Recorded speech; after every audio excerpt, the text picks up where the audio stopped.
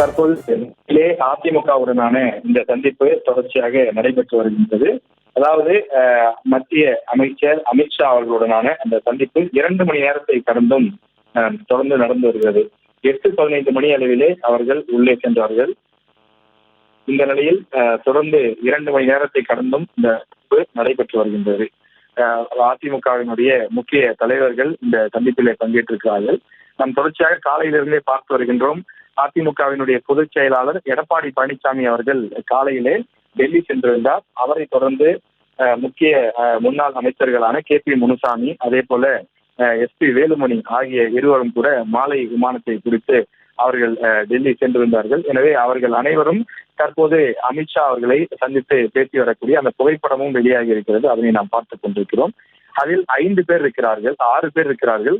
அதாவது எடப்பாடி பழனிசாமி அவர்கள், 2 முன்னாள் அமைச்சர்கள், அவர்களோடு சேர்த்து தற்போது அங்க இருக்கக்கூடிய 3 MPக்கள், அதாவது TV சண்முகம் அவர்கள், அதே போல தம்பிதுரை மற்றும் அங்க இருக்கக்கூடிய சந்திரசேகர், சேலம் மாவட்டத்தை சேர்ந்தவர், அவர் மாநிலங்களவை உறுப்பினராக இருக்கின்றார்.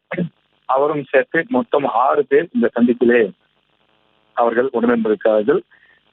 பாஜக அதிமுக இடையே கூட்டணி ஏறக்குறைய உறுதியாகிவிட்டதாகத்தான் டெல்லியிலிருந்து வரக்கூடிய தகவல்கள் நமக்கு கிடைக்கின்றது. அங்க இருக்கக்கூடிய செய்தியாளர்கள், அமித்ஷா அவர்கள், அங்கு இருக்கக்கூடிய அதிகாரிகள் அவர்களிடம் விசாரிக்கும் போது இது முழுக்க முழுக்க அரசியல் ரீதியான சந்திப்பு தான் என்று அவர்கள் தெளிவுபட கூறுகிறார்கள். நாம் ஏன் இதை இன்னும் உறுதியாக கூற முடியாத ஒரு காரணம் என்றால், 2 தரப்பிலுமே இன்னும் அதிகாரப்பூர்வமாக அரசியல் ரீதியான சந்திப்பு என்பதை ஒப்புக்கொள்ளவில்லை. ஆனால் புகைப்படம் வெளியாகி இருக்கின்றது. காலையிலே நாங்கள் சந்திக்கவே இல்லை, நாங்கள் டெல்லியே போகவில்லை என்பதுதான் அதிமுகவினருடைய கூற்றாக இருந்தது. ஆனால் அதன் பிறகு ஒருவருக்கு ஒருவராக டெல்லி சென்றார்கள். அதனை தொடர்ந்து இந்த புகைப்படமும் வெளியில் வந்திருக்கின்றது. தமிழகத்தில் அரசியல் களம் சூடு பிடித்திருக்கக்கூடிய இந்த சூழலில் இந்த சந்திப்பு மிக மிக முக்கியத்துவம் வாய்ந்த ஒன்றாக பார்க்கப்படுகிறது. இது அதிமுக நிர்வாகிகள், அதிமுக தொண்டர்கள் மத்தியில் மட்டுமில்லாமல் எதிர்கட்சி வரிசையில் இருக்கக்கூடிய, அவர்களுக்கு எதிர்நிலையில் இருக்கக்கூடிய திமுக உள்ளிட்ட அவர்களது கூட்டணி கட்சியை சார்ந்தவர்களும் உற்று கவனிக்கக்கூடிய ஒரு முக்கிய அரசியல் நிகழ்வாக பார்க்கப்படுகிறது. காரணம், இன்னும் தேர்தலுக்கு தமிழகத்தில் 10 மாத இடைவெளி மட்டுமே இருக்கக்கூடிய சூழலில் ஏறக்குறைய திமுகவுடைய கூட்டணி ஒற்றுமையாக பலமாக இருப்பதாக அந்த அணியினர் தெரிவிக்கிறார்கள். இந்த நிலையில் அதிமுகவை பொறுத்தவரையில் ஒரு வலுவான கூட்டணி வேண்டும் என்பது அந்த கட்சியினுடைய நிர்வாகிகளுடைய கோரிக்கையாக இருக்கிறது. எனவே அவர்கள் தேசிய ஜனநாயக கூட்டணி, ஏனென்றால் பாஜகவுடன் ஏற்கனவே பாமக உள்ளிட்ட பல்வேறு கட்சிகள் இருந்து வருகிறார்கள். இந்த நிலையிலே அந்த தேசிய ஜனநாயக கூட்டணியும் சேரும் போது அதிமுக கூட்டணி ஒரு வலுவான கூட்டணியாக மாறும் என்பது 2 தரப்பிலும் இருக்கக்கூடிய நிர்வாகிகளுடைய எண்ண ஓட்டமாக இருக்கிறது. எனவே வரக்கூடிய சட்டமன்ற தேர்தலுக்கான கூட்டணி பேச்சுவார்த்தைகள் இப்போதே தொடங்கிவிட்டது என்பதைத்தான் இந்த சமிக்கைகள் நமக்கு காட்டுகின்றது. எனவே இந்த சந்திப்புக்கு பிறகு பத்திரிகையாளர் சந்திப்பு, அதாவது வெளியே வந்து சந்திப்பார்களா என்பதையெல்லாம் நாம் பார்க்க வேண்டும். வெளியிலே அவர்கள் சந்தித்தால் நிச்சயம் இந்த சந்திப்புக்கான காரணம் குறித்து வெளிப்படையாக பேசுவதற்கான வாய்ப்பும் இருக்கின்றது. ஆனால் இந்த சந்திப்புக்கு பிறகு 2 தரப்பிலும் பல்வேறு தலைவர்கள், நிர்வாகிகள் கலந்து கொண்ட காரணத்தினால் அவர்கள் மூலமாகவும் உள்ளே என்னென்ன பேசினார்கள், என்னென்ன விஷயங்கள் ஒப்பந்தமாகியது என்ற விவரங்களும் நமக்கு தெரிய வரும். எனவே இந்த சட்டமன்ற தேர்தலை பொறுத்தவரையிலே தமிழகத்தில் ஒரு பரபரப்புக்கு பஞ்சம் இருக்காது என்று ஏற்கனவே அரசியல் நோக்கர்கள் கருத்து தெரிவித்து வரக்கூடிய சூழலில் இந்த சந்திப்பு முக்கியத்துவம் வாய்ந்த ஒன்றாக பார்க்கப்படுகிறது. 8:15 மணிக்கு, அதாவது 8:15 மணிக்கு அதிமுகவினுடைய அந்த உறுப்பினர்கள், நிர்வாகிகள் அவர்கள் உள்ளே சென்றார்கள். அதாவது அமித்ஷா அவர்களுடைய இல்லத்திற்கு உள்ளே சென்றார்கள். தற்போது மணி 10:15 கடந்திருக்கிறது. சுமார் 2 மணி நேரத்தை கடந்தும் இந்த சந்திப்பு நீண்டு கொண்டிருக்கிறது. இது ஒரு வழக்கமான சந்திப்பாக இருந்தாலோ அல்லது தமிழகத்தின் நலன் சார்ந்த கோரிக்கை தொடர்பான சந்திப்பாக இருந்தாலோ ஒரு 10 நிமிடம் 15 நிமிடங்கள் தான் இருந்திருக்கும். 2 மணி நேரம் கடந்துவிட்ட நிலையில் இது 100% அரசியல் ரீதியான சந்திப்பு தான் என 2 தரப்பிலும் இருக்கக்கூடியவர்களும் ஏற்கனவே உறுதிப்படுத்தியிருந்தார்கள். இந்த நிலையில் இந்த சந்திப்பு ஒரு முக்கியமான சந்திப்பாக பார்க்கப்படுகிறது. நாம் விசாரித்த வரையில் இனி ஆளும் தரப்பான திமுகவை எதிர்த்து போராட்டங்கள் நடத்துவது, அது வெளியில் நடத்தக்கூடிய போராட்டமாக இருந்தாலும், சோசியல் மீடியா என்று சொல்லக்கூடிய சமூக வலைதள போராட்டங்களாக இருந்தாலும், எதிர் பிரச்சாரங்களாக இருந்தாலும், 2 கட்சியினரும் அவர்கள் சேர்ந்து பயணிக்கக்கூடிய அளவிலே, சேர்ந்து அவர்கள் ஒற்றுமையாக பதிவிடக்கூடிய வகையிலே அவர்களுடைய போராட்ட வடிவங்கள் இருக்கும் என்றும் சொல்கிறார்கள். எனவே இந்த சந்திப்பு அரசியல் ரீதியாக ஒரு முக்கியமான சந்திப்பாக பார்க்கப்படுகிறது. இனி எந்தெந்த அணியினர் எந்தெந்த அணியில தொடரப் போகிறார்கள், யார் யார் அணி மாறப் போகிறார்கள் என்பதெல்லாம் நாம் பொறுத்திருந்து பார்க்க வேண்டும். பிஜேபி கூட்டணி அதிமுகவுடன் இணைந்து விட்டாலும் கூட ஓபிஎஸ் அவர்களுடைய அந்த அணியும் உள்ளே வருமா, டிடி தினகரன் அவர்களுடைய அணி உள்ளே வருமா, அதே போல சசிகலா அவர்களும் ஒரு தனி தலைவராக அவர் ஒரு தனி அமைப்பு போல செயல்பட்டு வருகின்றார். எனவே அவரும் இந்த கூட்டணிக்கு உள்ளே வருவாரா என்ற சந்தேகங்களும் கேள்விகளும் கூட இருக்கின்றது. எனவே அது குறித்தெல்லாம் கூட இந்த சந்திப்பில் பேசுவதற்கான வாய்ப்பு நிச்சயம் இருக்கிறது. ஏனென்றால் 2 மணி நேரத்தை கடந்து இருக்கின்றது. அதிமுகவை பொறுத்தவரையில் அவர்களை நாங்கள் சேர்க்க மாட்டோம் என்றுதான் 2 தினங்களுக்கு முன்பு வரை கூட அந்த கட்சியின் முக்கிய நிர்வாகிகள் முன்னாள் அமைச்சர்கள் பேசி வந்தார்கள். எனவே அவர்கள் என்ன மாதிரியான நிலைப்பாட்டை எடுக்கப் போகிறார்கள் என்பதை நாம் பொறுத்திருந்துதான் பார்க்க வேண்டும். இந்த சந்திப்பை பொறுத்தவரையில் இது ஒரு அவசர சந்திப்பாகத்தான் பார்க்க முடிகின்றது. இன்றைய தினம் தமிழகத்தில் சட்டமன்ற கூட்டத்தொடர், இதுவும் குறிப்பாக மானிய கோரிக்கை விவாதம் நடைபெற்று வரக்கூடிய நிலையில் அங்கு மிக முக்கியமாக இடம்பெற வேண்டியவர் எதிர்க்கட்சி தலைவர். அவர்தான் கடந்த ஆட்சி காலத்தில் இருந்த விஷயங்கள், இப்போது 4 ஆண்டுகள் நடைபெற்ற விஷயங்கள், இவற்றையெல்லாம் ஒப்பீடு செய்து குற்றம் குறைகளை சுட்டிக்காட்டி அரசுக்கு நெறிப்படுத்த வேண்டிய ஒரு பொறுப்பில் இருக்கக்கூடியவர். அவர் இன்றைய தினம் நடைபெறக்கூடிய மானிய கோரிக்கையை புறக்கணித்து விட்டு டெல்லி சென்றிருக்கிறார் என்று சொன்னால், அப்படியானால் அதைவிட முக்கியமான அவர்களுடைய ஒரு கட்சி பணியாக, ஒரு முக்கியமான எதிர்காலம் சம்பந்தப்பட்ட ஒரு பணியாகத்தான் இருக்கும் என்பது அரசியல் நோக்கர்களுடைய கருத்தாக இருக்கிறது. எனவே அப்படிப்பட்ட சூழ்நிலையில் அவர்கள் நாளைக்கும் வரமாட்டார்கள். நாளை மதியம்தான் எடப்பாடி பழனிசாமி அவர்கள் தமிழகம் வருகிறார் என்று தகவல்கள் வருகின்றன. எனவே 2 நாட்கள் இந்த சந்திப்பு. இன்று இரவு மட்டும்தானா, நாளை காலையும் மேலும் சில தலைவர்களை சந்திக்க போகிறார்களா என்ற ஒரு கேள்வியும் எழுந்திருக்கின்றது. அதிமுகவை பொறுத்தவரையில இந்த சந்திப்புகளை முழுக்க முழுக்க ஒரு ரகசியமாகத்தான் வைத்திருக்கிறார்கள். வெளிப்படையாக இதற்காகத்தான் சென்றோம், இவரைத்தான் பார்க்க போகிறோம், இந்த காரணத்திற்காக வந்திருக்கிறோம் என்ற எந்த பதிலுமே கிடையாது.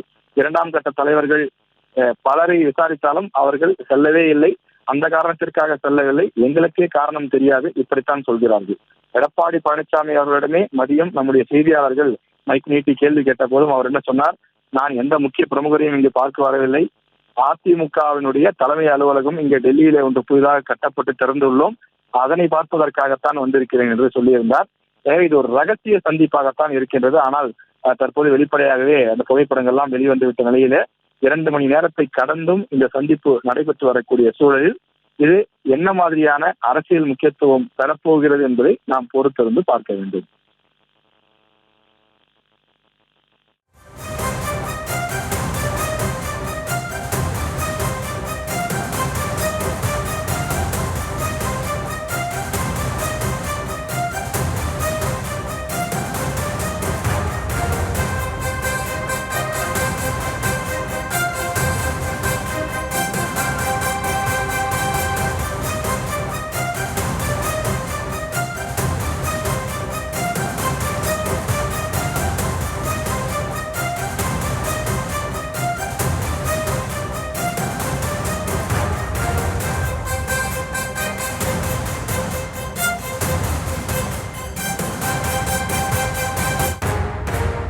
நாம் தொடர்ச்சியாக இந்த அதிமுக மற்றும் அமித்ஷா அவர்களுடைய சந்திப்பு குறித்து தொடர்ந்து பல்வேறு தகவல்களை பார்த்துக் கொண்டிருக்கிறோம். அது தொடர்பான புகைப்படத்தை கூட பார்த்தோம்.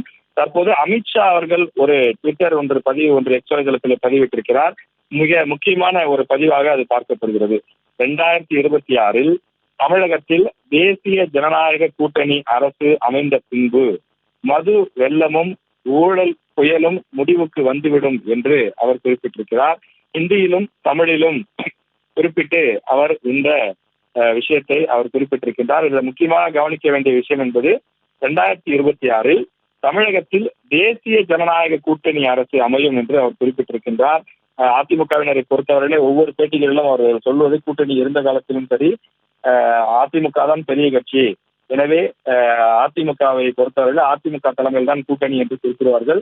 ஆனால் தற்போது அமித்ஷா அவர்கள் குறிப்பிட்டிருக்கக்கூடிய அந்த வார்த்தைகள் மிக முக்கியத்துவம் பெற்ற ஒரு வார்த்தையாக பார்க்கப்படுகிறது. காரணம், தமிழகத்தில் 2026 தேசிய ஜனநாயக கூட்டணி அரசு என்று குறிப்பிடுகின்றார்.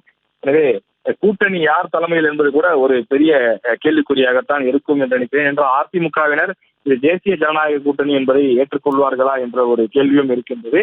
எனவே அந்த விவாதங்கள் ஒரு புறம் இருந்தாலும் கூட முக்கியமாக நாம் பார்க்க வேண்டிய விஷயம், இதுவரை அதிமுக பாஜக கூட்டணி இல்லை என்று மறுத்து வந்தவர்கள் தற்போது வெளிப்படையாகவே இது அரசியல் ரீதியான விஷயம்தான், அதிமுக பாஜக கூட்டணி தான் அமைக்கப் போகிறது என்பதை கோடிட்டு காட்டக்கூடிய வகையிலேதான் அமித்ஷா அவர்களுடைய இந்த பதிவு அமைந்திருக்கின்றது.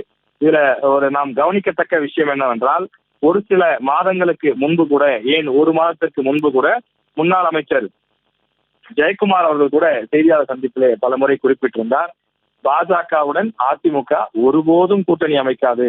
அவருடைய வார்த்தையிலேயே சொல்ல வேண்டுமானால், இப்போதும் இல்லை எப்போதும் இல்லை, பாஜக எங்களுக்கு இனி ஒத்து வராது, தமிழ்நாட்டிற்கு பாஜக ஒத்து வராது என்றெல்லாம் பல விஷயங்களை அவர்கள் மேற்கோள் காட்டி பேசியிருக்கிறார்கள். அப்படிப்பட்ட சூழலில் அரசியலில் நிரந்தர நண்பனும் இல்லை, அரசியலில் நிரந்தர எதிரியும் இல்லை என்றும் கூட குறிப்பிடுவார்கள். அந்த அடிப்படையிலே அவர்கள் ஒன்று சேரப் போகிறார்களா என்பதும் தெரியவில்லை. எனவே அதிமுகவை பொறுத்தவரையிலே அவர்கள் பாஜகவுடன் கூட்டணி அமைப்பது என்பது ஏறக்குறைய உறுதியாகி இருப்பதாகத்தான் தெரிகிறது. அதிகாரப்பூர்வமாக வெளியிடவில்லை என்றாலும் அவர்களுடைய அந்த வார்த்தைகள், 2 மணி நேரத்தை கடந்த சந்திப்பு, இவையெல்லாம் நமக்கு ஒரு மெசேஜ், ஒரு தகவலை சொல்லக்கூடிய வகையிலே தான் இருக்கின்றது. எனவே இந்த விவகாரம் மிக முக்கியத்துவம் வாய்ந்ததாக பார்க்கப்படுகிறது. சற்று நேரத்திற்கு முன்னதாக இந்த சந்திப்பு நிறைவுக்கு வந்திருக்கின்றது. சுமார் 8:15 மணிக்கு தொடங்கிய இந்த சந்திப்பு சரியாக 10:30 மணி அளவிலே இந்த சந்திப்பு நிறைவு பெற்றிருக்கின்றது. முகத்தில் புன்சிரிப்புடன் அமித்ஷாவை சந்தித்துவிட்டு எடப்பாடி பழனிசாமி அவர்கள் வெளியேறி சென்றிருக்கின்றார். அண்மை தகவலாக நாம் பார்த்துக் கொண்டிருக்கிறோம். எடப்பாடி பழனிசாமி அவர்கள் தற்போது அமித்ஷா அவர்களுடைய இல்லத்திலிருந்து வெளியேறிவிட்டார். அவர் தற்போது இந்த சந்திப்பை முடித்து வெளியே செல்லக்கூடிய அந்த தகவலை தற்போது நாம் பார்த்துக் கொண்டிருக்கிறோம். எடப்பாடி பழனிசாமி அவர்களுடனான இந்த சந்திப்பு என்பது தற்போது நிறைவு பெற்றிருக்கிறது. சுமார் 2 மணி நேரம் இந்த சந்திப்பு நடைபெற்றிருக்கிறது.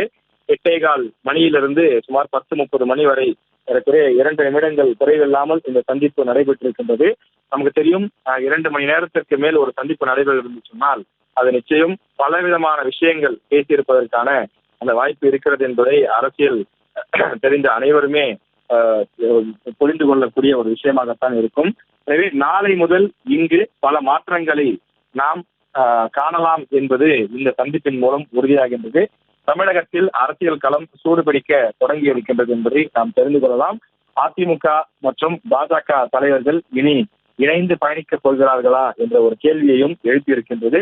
எடப்பாடி பழனிசாமி அவர்கள் பத்திரிகையாளர்களை சந்திக்காமல், அவர்கள் கேட்ட பல கேள்விக்கும் பதிலளிக்காமல் சிரித்த முகத்துடன் வணக்கம் மட்டும் வைத்துவிட்டு அவர் புறப்பட்டு சென்றிருக்கிறார். அமித்ஷா அவர்களுடைய இல்லத்திலிருந்து தலைவர்கள் புறப்பட தொடங்கி இருக்கிறார்கள். 2 மணி நேர சந்திப்பு தற்போது முடிவு கொண்டிருக்கிறது.